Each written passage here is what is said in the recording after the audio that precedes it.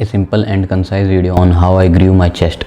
सबसे पहले तो मैंने कभी भी चेस्ट को स्पेसिफिकली किसी दिन पर ट्रेन नहीं किया, चेस्ट डे नहीं लगाया, मैंने पुश डे लगाया। मतलब कि चेस्ट के साथ अपनी ट्राइसेप्स और शोल्डर्स को कंबाइन कर लिया, यानी कि पुश डे, जिसमें एक पुश मूवमेंट जो हम करते हैं धक्का देने वाली, उसमें तीनों मसल टारगेट आती हैं। तो मैं इन तीनों को अच्छे से ट्रेन करता था उस दिन, एंड अब भी करता हूँ। एंड इससे फ़ायदा ये होता है कि हम चेस्ट मसल को और सारी पुश मसल्स को 2 बार हिट कर सकते हैं हफ्ते में, जिससे क्या होगा, तुम्हारी हाइपरट्रॉफी ज़्यादा बढ़ेगी। हाइपरट्रॉफी बढ़ेगी तो मसल का साइज़ बढ़ेगा। एंड अब चेस्ट के लिए स्पेसिफिकली बात करें, देखो ये तो होगी ट्रेनिंग स्टाइल।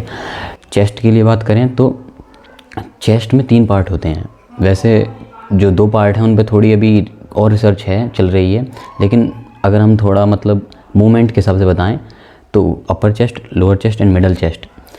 सबसे ज़्यादा जो वैल्यू होती है वो अपर चेस्ट की होती है। एंड अपर चेस्ट के लिए जो घर पे मैंने एक्सरसाइज की वो है decline press, decline pushups and regular pushups.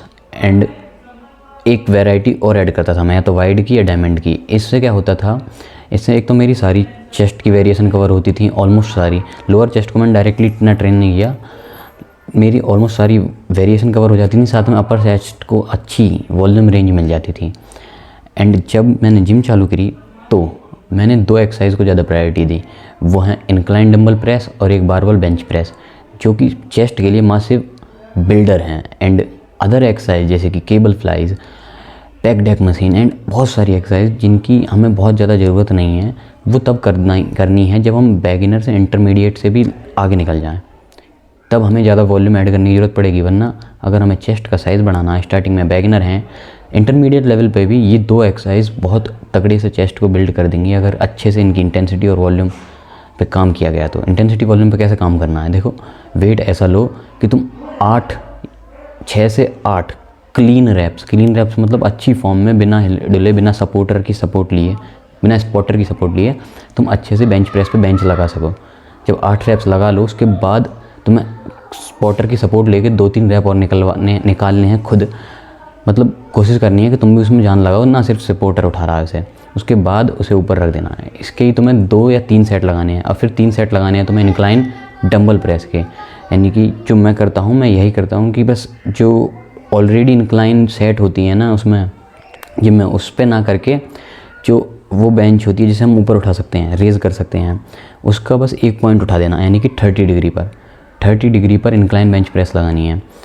और अगर चाहो तो इससे भी हल्का सा नीचे कर सकते हो, कुछ डंबल की प्लेट वगैरह से सेट करके, वरना 30 डिग्री ठीक है। एक अच्छा स्पॉट रेंज है जिसमें तुम अपनी अपर चेस्ट को अच्छे से फील और हिट कर पाओगे। डंबल से करना है क्योंकि डीप स्ट्रेच और डीप कॉन्ट्रैक्शन हो पाए।